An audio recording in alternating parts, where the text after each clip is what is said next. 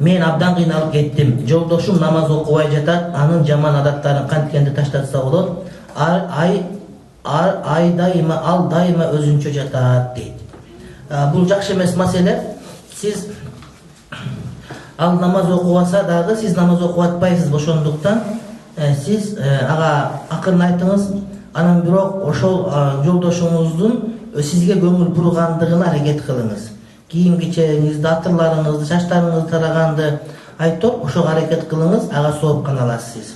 Анан намаз окуганда дуа кылыңыз. Ооба. Ал өзүнчө жаткандыгына жол бербеңиз. Балким ал ушундай бир шарттарды түзүңүз, ал сиз менен чогуу келип жатканга аракет кыла турган болсун. Ошондо сооп аласыз иншалла.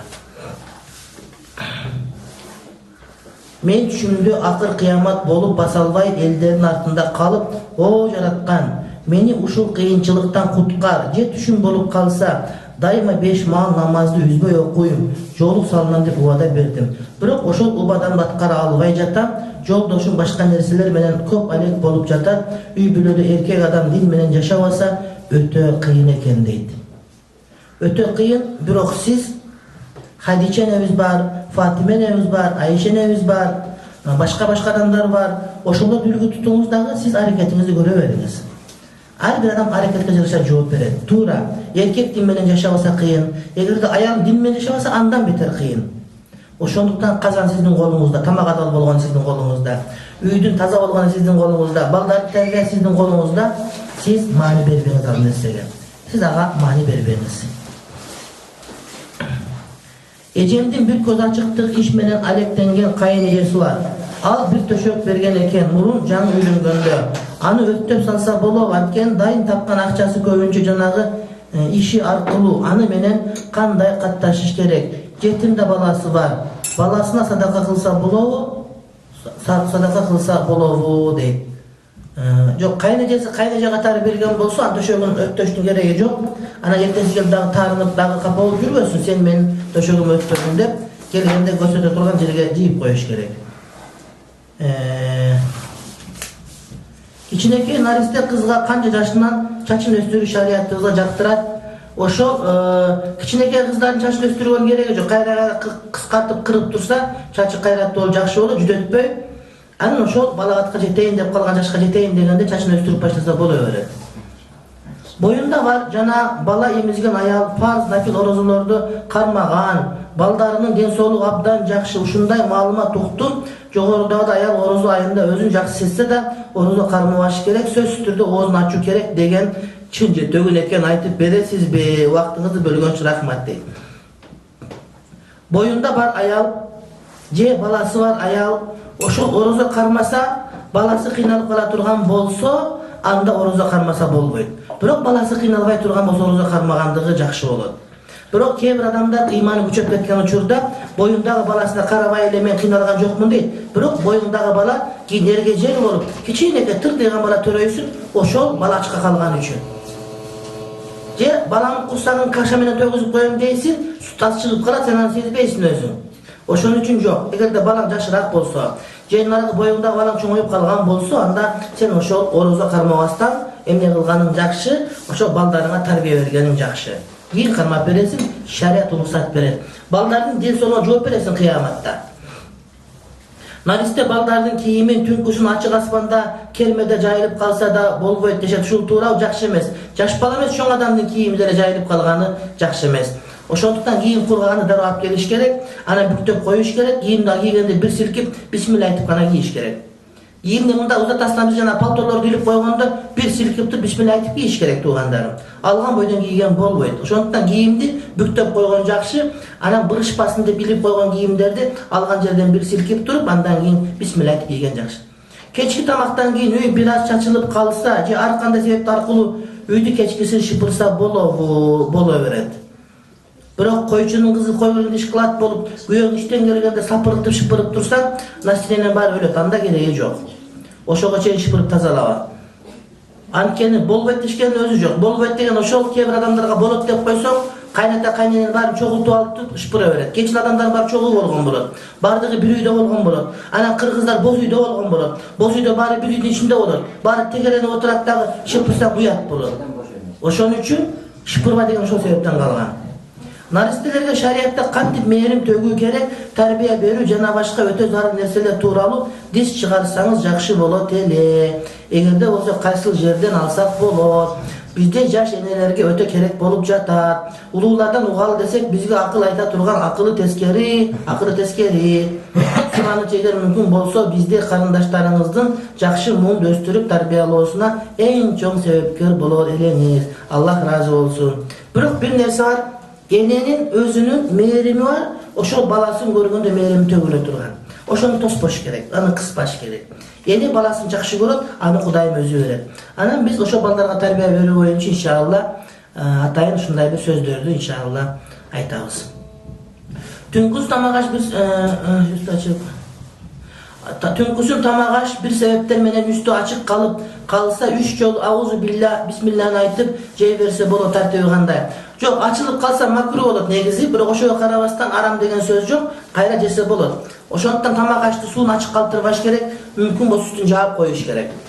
Аллахым андан өзү сактасын, бирок ай менен күн тутулганда кокусунан ошол учур нафил намаздар окуганга болбой турган мал болсо да намаз окуй бергенибиз туура элеби дейт.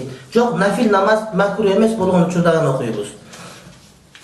Шахмат оюнун ойногон болобу? Ханафи мазхаб боюнча макру, шафилерде дурус, экөөнү тең, бирок намаздан калтырбай турган болсо, иштен калтырбай турган болсо. Кыз балага канча жашында турмушка чыгуусу керек? Балагатка жетип, ошол турмуштун ачуу таттуусун сезе турган болуп, жоопкерчилик билгенден кийин. Азыр кыздардын акыл эси толбой калды, 30га чыгып деле кедейте болуп калат. Ооба.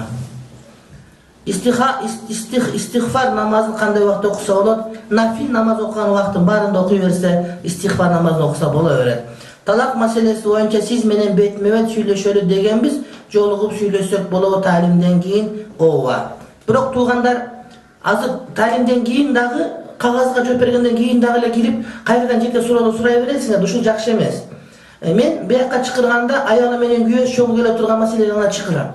Анан бу жерден чыккандан кийин деле кайрадан кезекке туруп, жалаң аял кишилер кирип сурайсыздар, анда эмнеге кагаздарга биз жооп берип атабыз? Өтө зарыл болгон болсо, аялы менен күйөөс чогуу келсе, бетме-бет сүйлөшүп келген болсо гана ошондо уруксат бергенибиз макул болот тууганым. Куурчак, жумшак оюнчуктарда көздө алып салыш керекпи? Жок, керек эмес, ойной беришке эчтеке болбойт. Балдардын кийимдеги көздөрдү, сүрөттөрдү эмне кылыш керек? Эчтеке болбойт. Кийимдеги сүрөттөр жанагыдай оюнчук сүрөттөр болсо эчтеке болбойт. Кирпик өстүрсө болобу дейт. Кирпик өспөйт, кирпикти кошуп жабыштырып коет. Ошол жабыштырып койгондо, аны ошол үйүндө жүрсө бир жөн. Чекөчөгө чыкканда бетине паранжы кийип алса дагы макул. А бирок ошол чаптаганда ошол жерге даарат өтөбү жокпу билбейм, себеп дегенде чаптаганы көргөн эмесмин. Биздин үйдөгүлөр чаптабайт. Чаптаганда жана скотч сыяктуу болуп туруп денени жаап калсаң да даарат жүрбөй калат. Достор колбасасын жесе болобу? Сиз кандай колбаса жейсиз? Мен чучук жейм. Кыргызча колбаса. Бейиште Мухаммед саллаллаху алейхи ва саллям кайсы энебизге үйлөнөт эле дейт. Энелерибиздин бардыгы менен бир болот иншалла. Ассаламу алейкум, менин кошунам замзам суудан бир идишке куюп берген, биз анын үстүнө аз калганда суу куюп иче берсек болобу? Болот. Жакшы болот.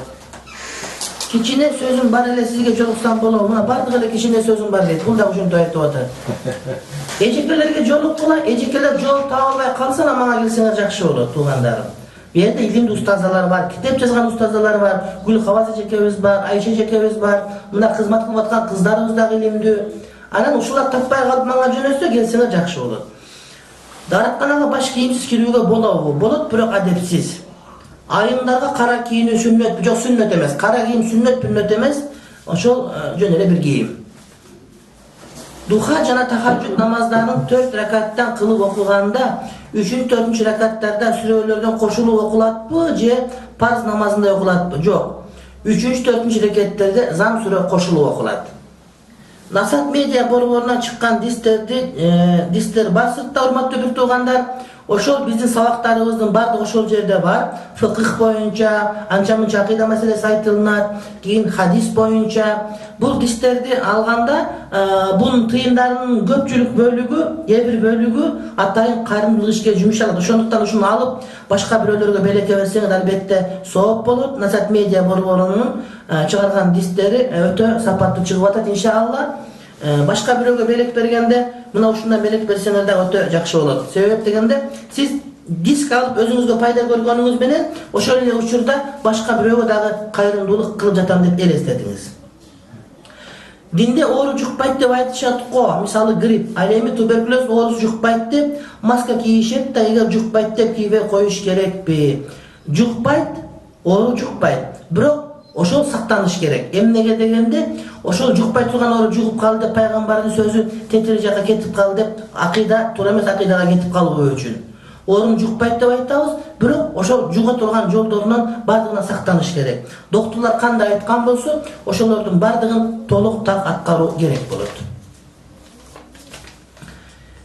Мен күйөөм менен жашап жүрүп, кайненем бизди бөлүп койду. Күйөөмдү Россияга кетирип, мени алып калды. Кайненем менен жашай албай кетип калдым. 3 ай өттү. Бир бала менен таанышып, кокустан ортобузда бир жолу жыныстык катнаш болуп кетти. 4 күн өтпөй күйөөм Россиядан келип, мени кайра үйүнө алып кетти. Ошентип жашап калдык. Астагфирулла, мен зына кылдым. Сизден сураарым, тооба кылып, Аллах Тааладан кечирим сурасам, кечирилеби? Же зына чоң күнөө киргенден мындай ишке кечирим жок. Тооба кыл, тооба кыл, тооба кыл. Ыйла, муну күйөөң айтпа. Тооба кыл, ыйла. Кудайым кечирет. Экинчи андай иш кылбагыны. Бул акмакчылык. Бул акмакчылык. Тооба кыл, Кудайым кечирет иншалла.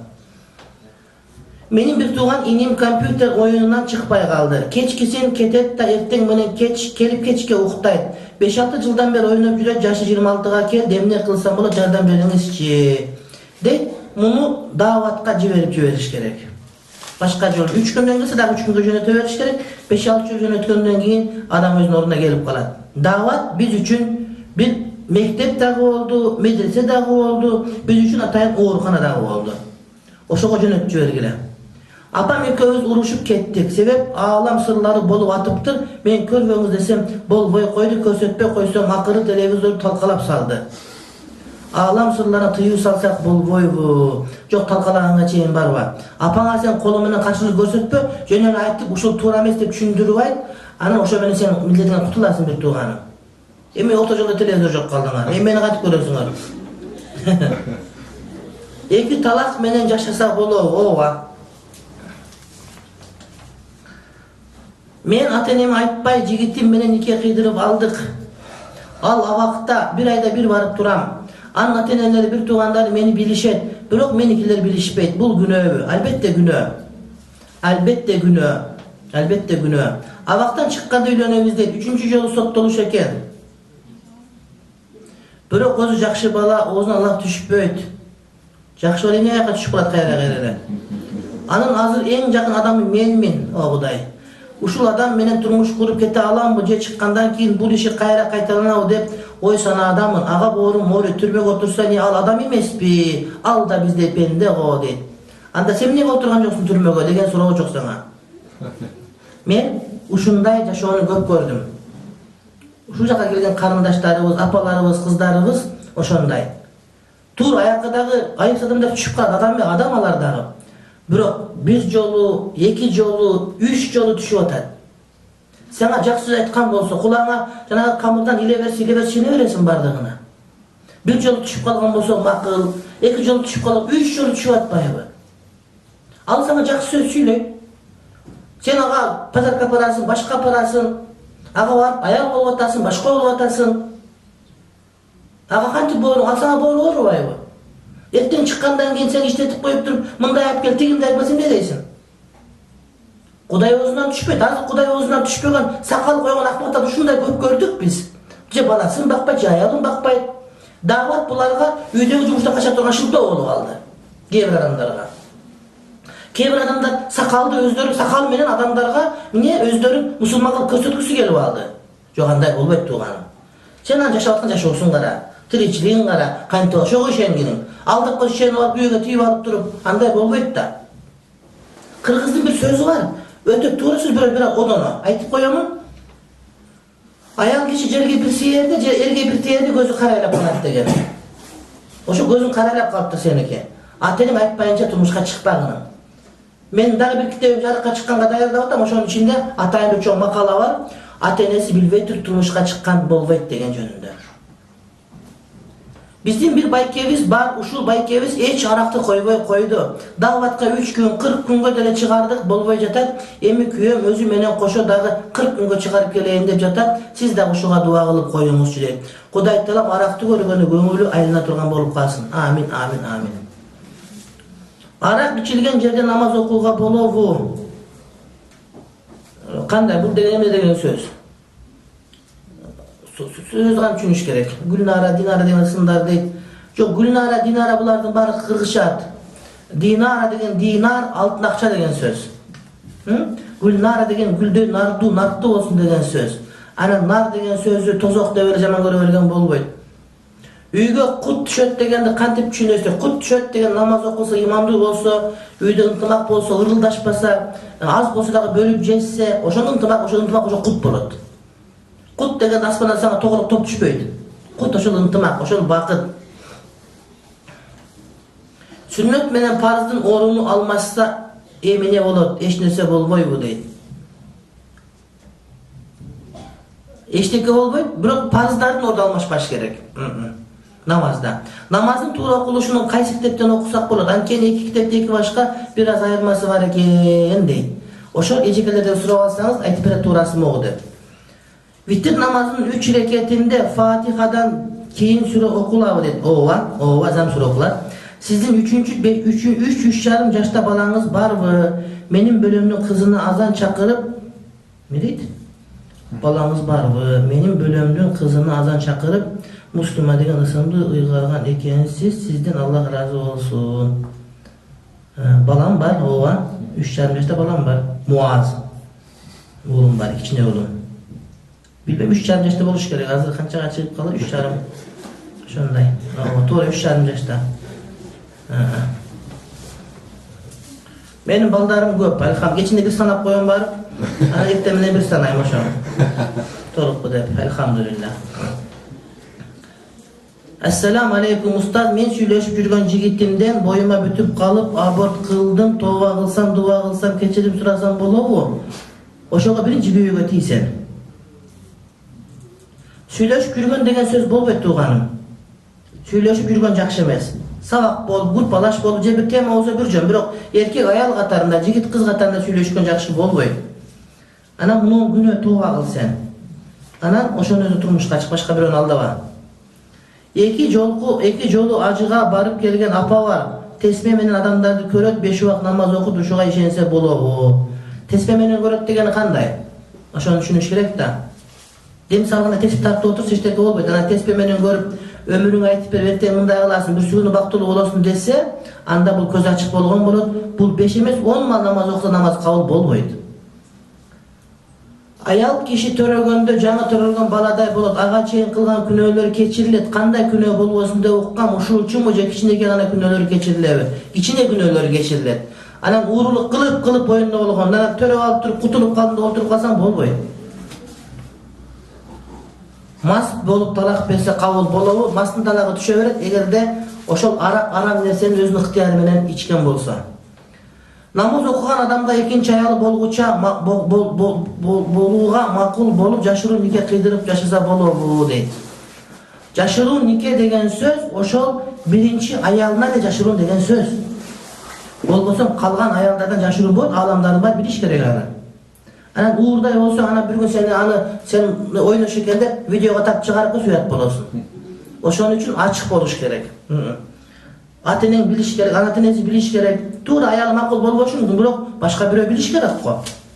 Ошол экинчи аялдын укугу жокпу? Адамдарды көчөгө жетелешип басканга, той топурга чогуу барганга, анча-мынча кыйкырып бетин журмалап алганга укугу жокпу аныкы?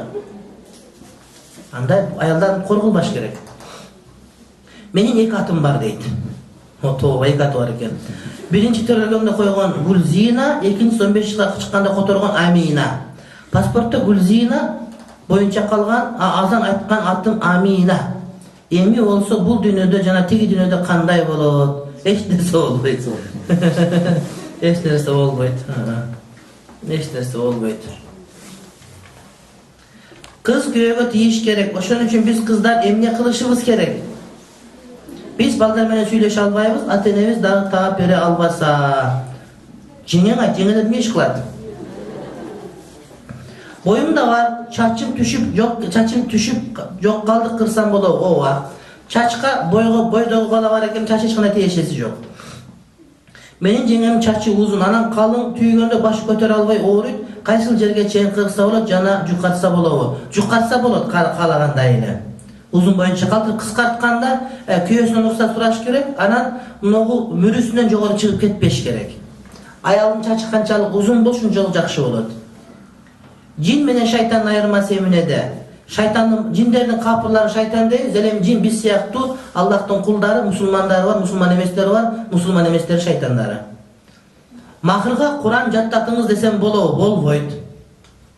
Mahırga Kur'an jattatыңыз деген bolboyt. Mahırga bazarga barıp satsan tıyın bola turgan boluş gerek.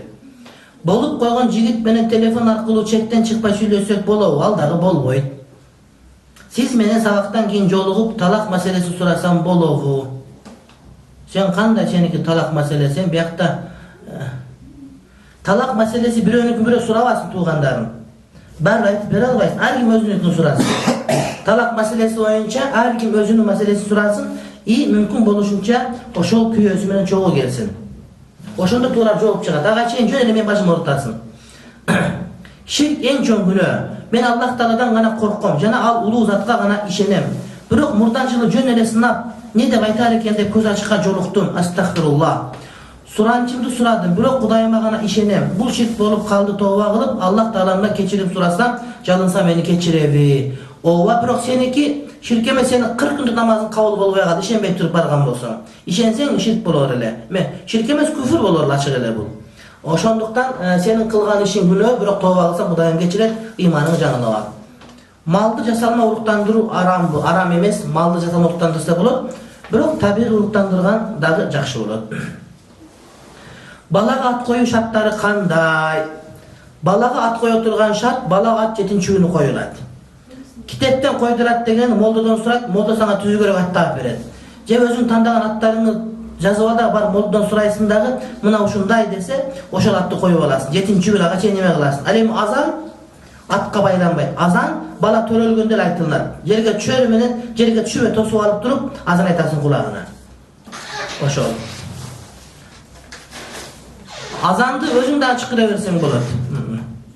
Эгер азанды айта турган адам жок болуп калса, азанды өзүң айтсаң дагы жарай берет. Жана акыйка деген сүннөт бар. 7-күн болгондо кой союп, эркек бала 2 кой, кыз болсо 1 кой союп, чачын алып, чачты салмаганча күмүш садака кылып, ушундай сүннөттөр. Bir адамдын түбүн ичсе, ага окшошуп каласың деген сөздүн канчалык чындыгы бар?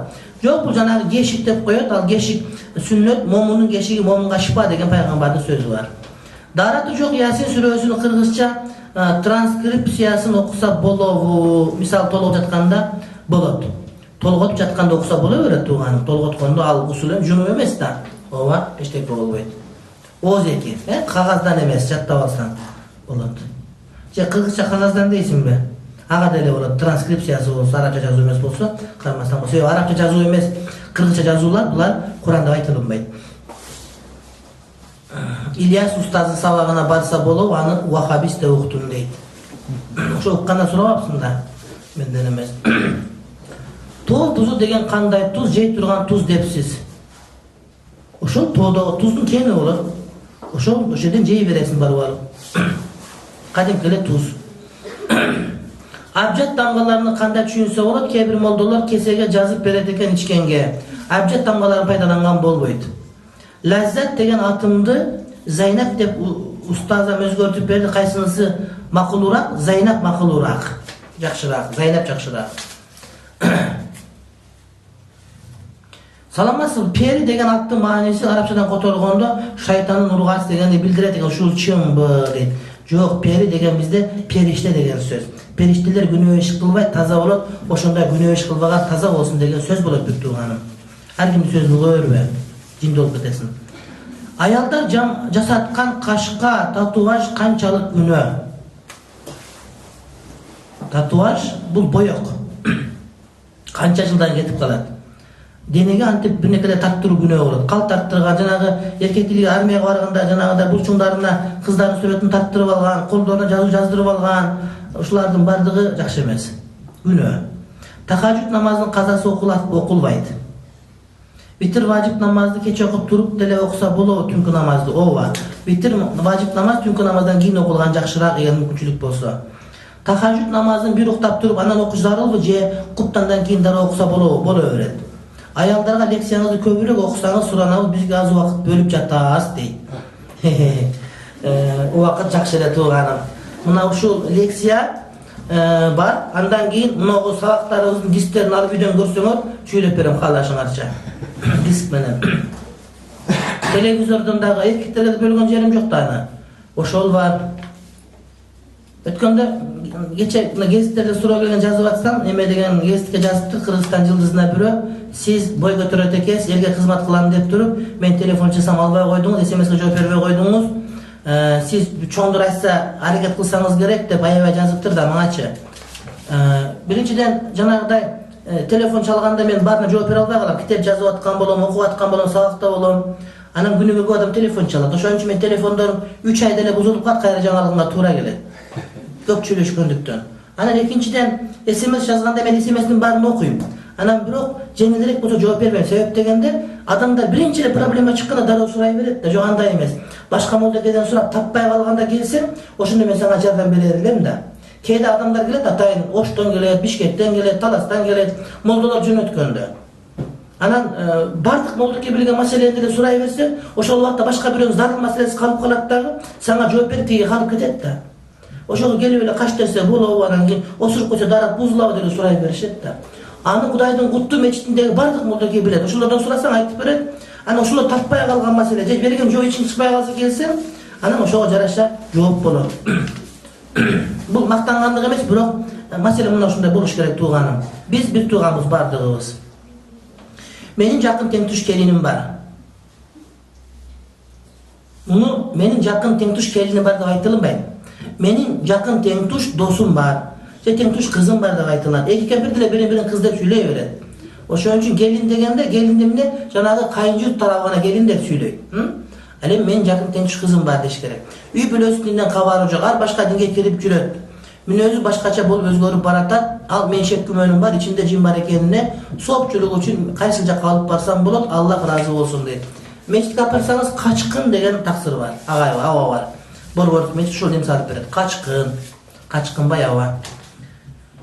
Жолдошумдун көңүлдөшү бар, анык билем дейт. Анык билбейсиң, кантип анык билесиң? Балким нике кыйгандыр, анык билбейсиң. Менин кошунам үй бүлөсү аял көп убакыт болду байланышып жүргөндөрүнө. Менин кошунам үй бүлөлүү аял көп убакыт болду, азыр мен билмексен, сен билмексен болуп катташа. Менин да 5 балам бар, кандай чечим бересиз? Жолдошум дин жолундагы адам, Аллахтан ыраазы болсун. Кандай үй бүлөсү бар аяр, анан сен дин жолундагы адам. Анан сен босага эме анык билсең, сен өзү суроо нете болуп атат.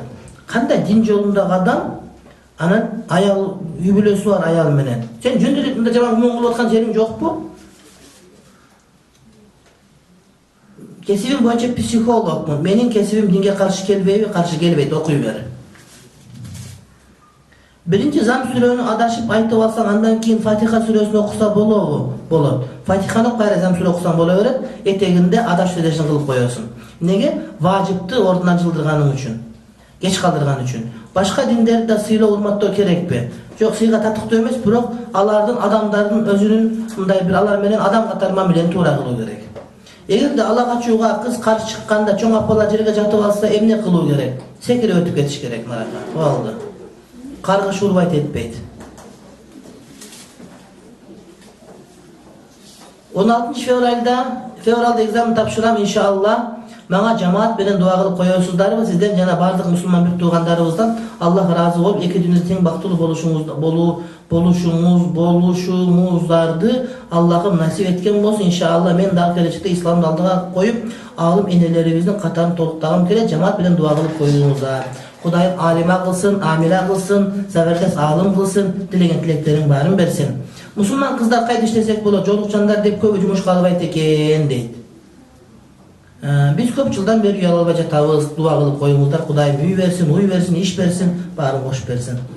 Бойго жеткен 4 эжем бар. 4 тең турмушка чыга элек, суранжы имандуу бала болсун деп дуа кылып коесуздарбы дейт. Дуа кылабыз. Эжелериңиз бар жерге тийбесин быйылкы жылы иншалла. Бул жакта эжекелер каштарын терип, боёнуп, хижап кийип жүрүшөт го, негизи болобу дейт. Эжелерибиз хижап кийгенге чейин теришкен. Ошондуктан хижап кийип тооба кылды, кайра каштарын сайып кое турган өнөр жок. Ошон үчүн ошо ойдон калган. Ага сен кыжарат болбо. Анан боюнгон албетте туура эмес. Боюнгону туура эмес. Балким өзү супсурудур ошону кайрадан билесиң. Кармалап көрдүң бар боюнгонду.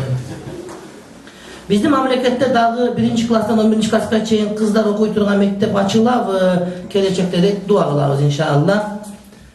Мен кулинардык курска барам, ал жактагы повар башка динди карманат экен, анын жасаган тамактары адалбы, адал эмеспи? Жок, сен курска бара бер, анын жасаган тамактары эгерде адал продукциядан болсо адал болот, эгерде арамдан болсо арам болот. Бирок сен үйрөнө бер. Лөлүнүн атын сугарып пулун ал деген сөз бар. Өнөрүн үйрөнө бер. Жакында турмушка чыккан жатам. Хижап кием, болочок кайнежем үлпөт тоюнда жоолук салынбайсың, чачыңды жазатабыз деп жатат, эмне кылсам болот?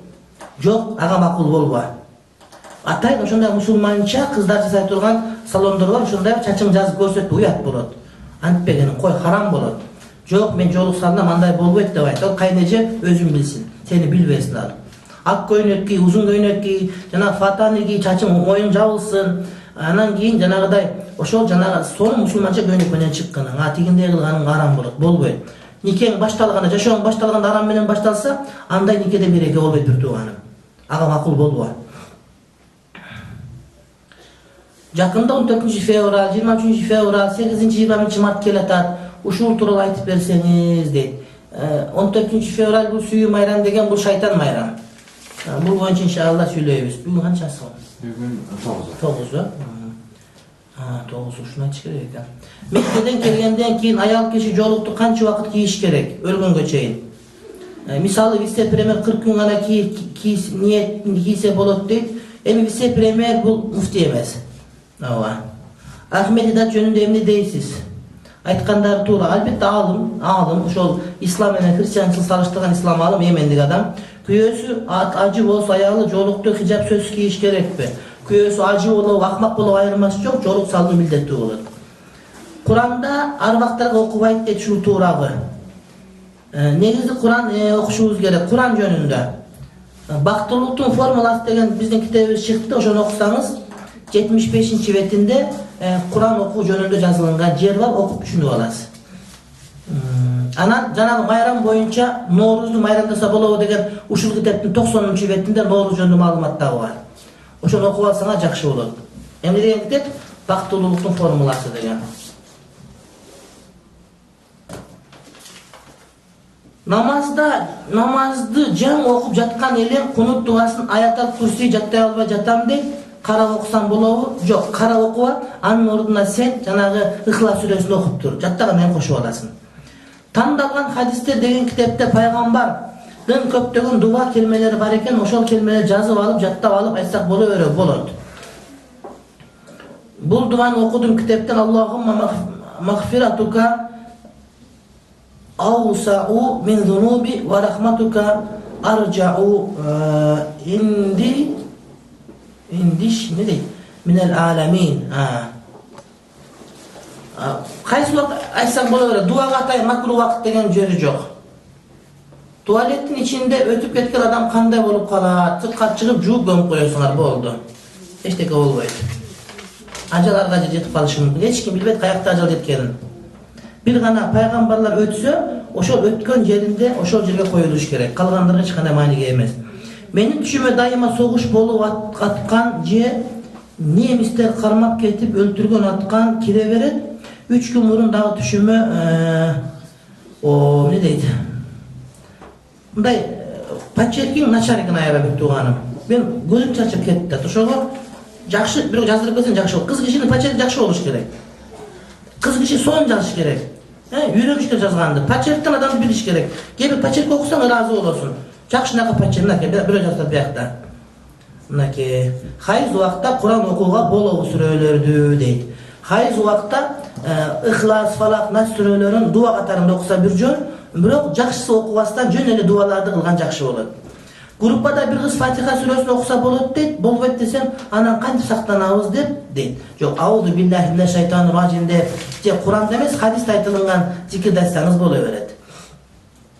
Аялдарга кайсы эркектер махрам, намахрам айтып бересизби дейт. Махрамын айтып беребиз, калганы бар намахрам болот. Аялдарга биринчи күйөөсү махрам, экинчи балдары, үчүнчү бир туугандары, төртүнчү бир тууган таекелери. Андан кийин кайнатасы, өзүнүн атасы, чоң атасы, небереси, ушулардын бардыгы, анан эмчектеш бир тууганы, эмчектеш баласы ушулар махрам болот. Калганы махрам эмес. Кызым ыйлап 5 убак намазын парздарын эле окусам болобу? Эптеп окуп тур, анан кийин ыйлабай калса калганын окурсуң. Куран китептеги сүрөлөрдү сажда тилават кыла турган аяттарга кандай белги коюлган? Үстү сызылып коюлган. Үстүндө сызык бар. Үстү сызылып коюлган. Ошо сызыктан билип аласың сажда аяты бар экендигин. Тажитип кетти мындай.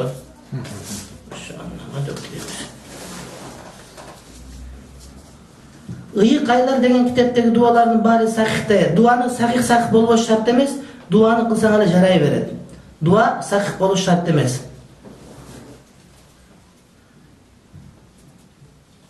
Ата-энеме дуа кылыңыз деп, ата-энелерибиз иманга келсин, намаз окуп калганды Кудай Таалам кабыл кылсын.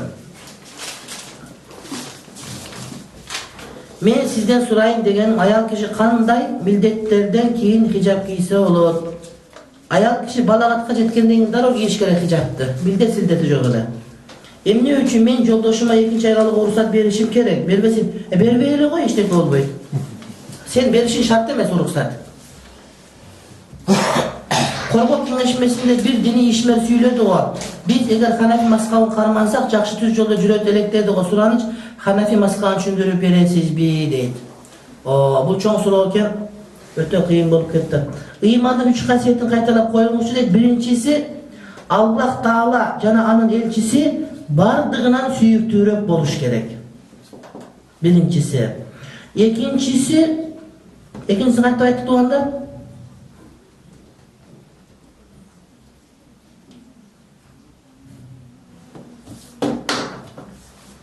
Биринчиси Аллах Таала жанын элчиси бардыгынан эмне жакшы болуш керек. Экинчиси Аллах Таала жолунда жакшы көрүш керек башка бир тууганды. Үчүнчүсү ыймандын жолуна түшкөндөн кийин кайрадан ыймансыз жолуна түшкөндү жаман көрүш керек. Бир адам оттон чыгып кайра отко түшкөндү канчалык жаман көрсө, мына ошондой деңгээлде.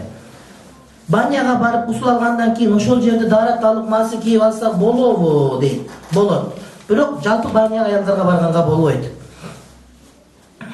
Ханафи мазхаб жөнүндө сөз узак, иншалла. Атайын ушул жөнүндө бир жазса ошону окуп аласыздар, иншалла. Биздин президент айтты го, көчөдө сакалдарын сербейти, дамбалдарды кийип алышып, Пакистандын, арабтардын маданиятын алып келип жатышат деп, балким алар пайгамбарыбыздын сүннөтүн аткарып жатышат. Мен аябай атам айтканына көңүлүм оорулду же туурабанын айтканы дейт. Урматтуу бир тууганым мындай да. Мына мусулмандар биз кыргыздын тилин сактап атабыз. Дааваттарды кыргызча айтып атабыз, маселени кыргызча айтып атабыз. Демек, элибиздин тилинин сакталышына биз салым кошуп атабыз, эң көп салымды. Андан сырткары элибиздин арактан чыгуусуна, сойкулуктан чыгуусуна, үй бүлөнүн бекемделүүсүнө биз салым кошуп атабыз. Келгиле биз улуттук маданиятыбызды көтөргөнгө дагы салымыбызды биз кошолу. Келгиле башкалар кийбесин, алардын деле кийген кийимдери англиялыктардын кийимдери. Бирок биз ошого карабастан өзүбүздүн кыргыз маданиятын көрөлү. Себеби биз башкалардан өзгөчөлүгүбүз бар, биз пайгамбардын жолун билген адамдарбыз. Ошондуктан келгиле кийимибиз мүмкүн болушунча кыргызча улуттук формага окшоштурган болсок, атайын белдемчилер тагынсак, атайын бир кештери жанагыда саймасы бар жолуктарды салынган болсок, бул жакшы эле көрүнөт.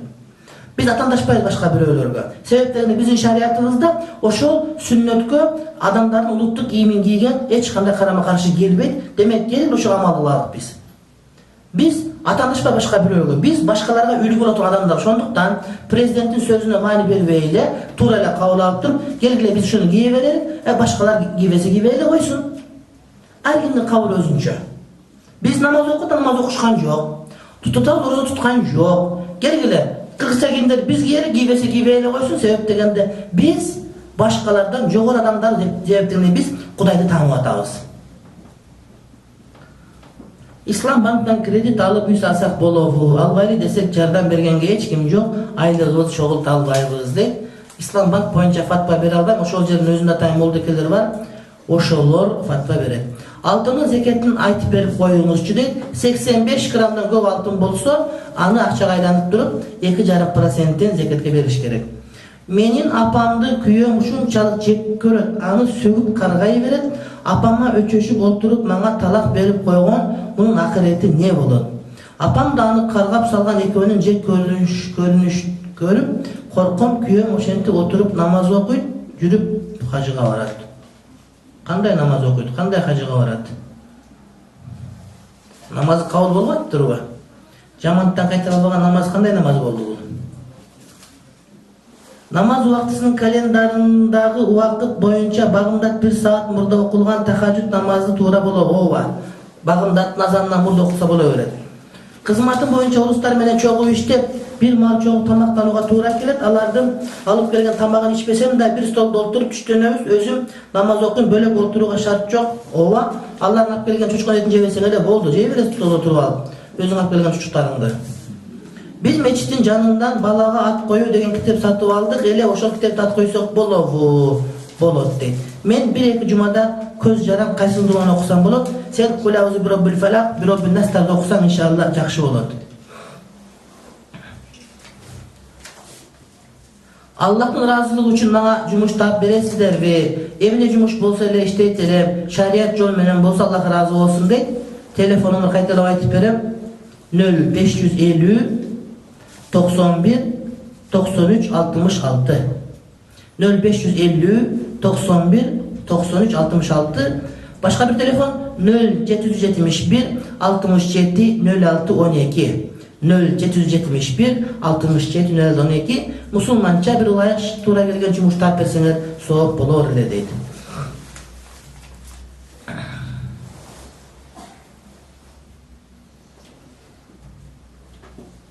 Siriya boyunca birөө суроо, оюңуз кандай деп тур, оюмду телевизордон тынбай айтып атам.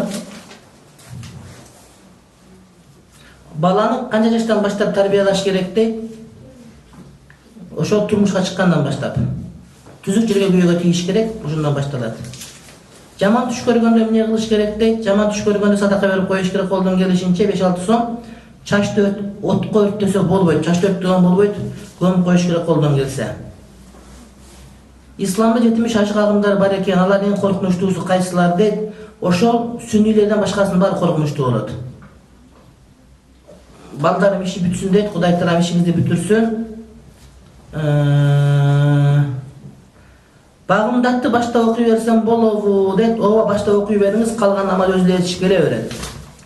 Намаз ээрчитет. Устаз 1-4 күн туткан орозо карыз орозонун эсебинен кете береби дейт.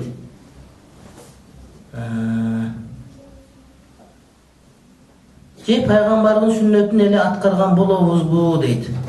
Эгерде ошол 1-4 күнү сиз казага ниет кылсаңыз, казанын дагы анан ошол күн туура келип калгандыктан нафилдин дагы ниетин ала бересиз. Багымдат намазынын казасын 5 намаздын алдында окусак болот, окусаңар, ал убакта сүннөтүн кош каза кыласыңар.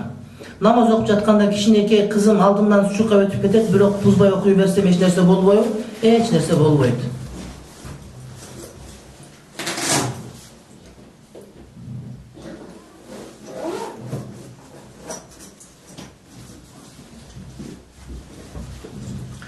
Бuyakta bir uzun kaç yazıptır. Kareke okuttum deyt. Oşol sizge biraz janagı 3 tomga kirip ketken. Oşol kareke içip birge okup bergen suunu içe verseniz yaxşı bolat inşallah. Mayda süykönө verseniz.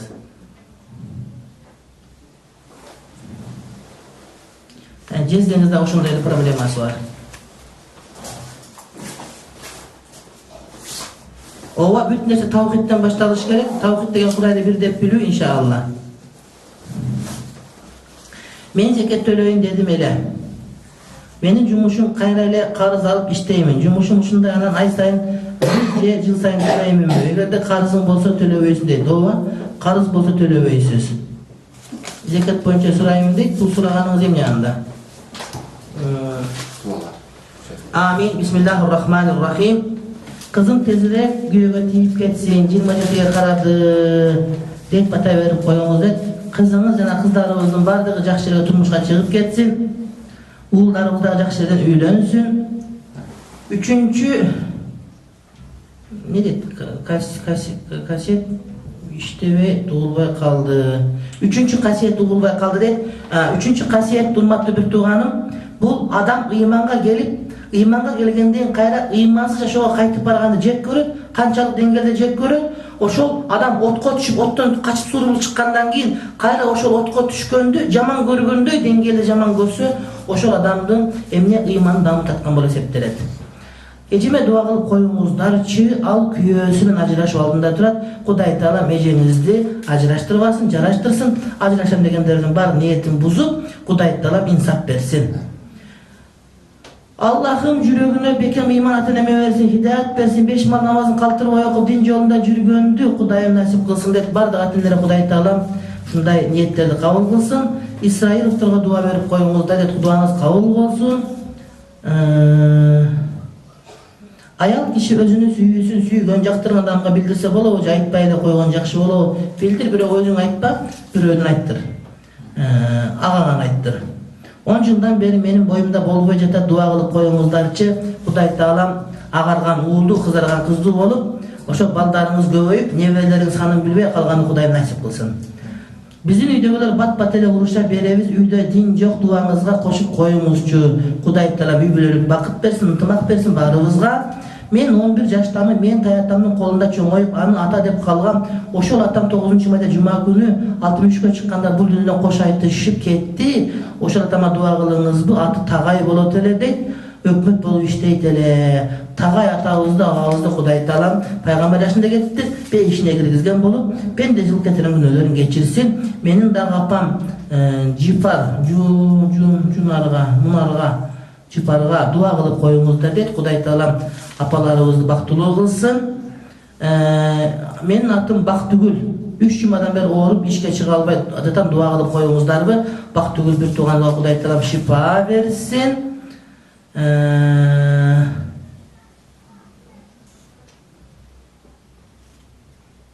Кудай Таалам күнөөлөрүңүздү кечирсин. Балаңыз абактан миссияга жолугуп чыгып кеткенде Кудай Таалам насип кылган болсун. Кызыңыз имандуу болсун. Зынадан кутулуп, небереңиздин оорусунан айыгып кетишин, сайдыга киришин Кудай Таалам кабыл кылсын. Кудай Таалам элден кем болбой жашаганды Кудайым насип кылсын. Кудай Таалам баарыбызды илим жолунда жүргөндү Кудайым насип кылсын. Улуу эжекебиздин 4 баласы бар, андан кийинки 4-өөбүздөн төрөбөдүк, больницага көрүнсөк баары жакшы дешет. Силерге дуа тийген, ошондуктан деп айтышат кээ бирөөлөр, кыргызчылык кылып көргүлө дейт. 230 жаштамын, намаз окуйм, дуа кылам, перзентке зар болуп жүрөм. Кудай Таалам перзент берсин. Кудай Таалам тилеген тилектерибизди берсин. Кол көтөрүп тургандардын баардыгын Кудай Таалам шерменде кылбасын, шерменде кылбасын. Кудайым жакшыга шер, жамандан алыс кылсын. Адал рызкы берсин. Төрөбөгөндөргө Кудай Таалам төрөгөнү насип кылсын. Кудай Таалам урушуп кеткенде жараштырсын. Таарынышканда табыштырган болсун. Бойдок кыздарыбызды жакшы жерге турмушка чыгарсын Кудай Таалам. Келиндер, кайненелер ынтымак болсун. Кудай Таалам ата-энебизди сыйлаган насип кылсын. Ата-энелер дагы келиндерди урматтаган насип кылган болсун Кудай Таалам. Кудай Таалам үй жокторго үй берсин, үй жокторго үй берсин. Намаз окуй албай жүргөндөргө намаз берсин Кудай Таалам. Хидаятын адаштырбасын баарыбызга, пайгамбарыбыздын махабатын берген болсун. Кудайым шерменде кылбасын. Раббана атина фид дунья хасана ва фил ахирати хасана ва кина азабан нар би рахматика архамар рахимин. Ассаламу алейкум ва рахматуллахи ва баракатуh.